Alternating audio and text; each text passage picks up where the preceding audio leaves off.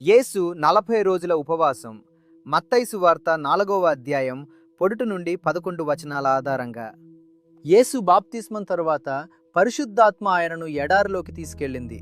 అక్కడ ఆయన 40 రోజులు 40 రాత్రులు ఉపవాసం ఉన్నారు. అప్పుడు సాతాను వచ్చి మొదటి పరీక్ష పెట్టాడు.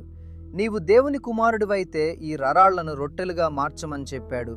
కాని యేసు చెప్పాడు, మనుష్యుడు రొట్టె వల్ల మాత్రమే కాదు, దేవుని ప్రతి మాట వల్ల బ్రతుకుతాడు. తరువాత సాతాను యేసును దేవాలయం శిఖరం మీదకు తీసుకెళ్లి కిందకు దూకమని చెప్పాడు.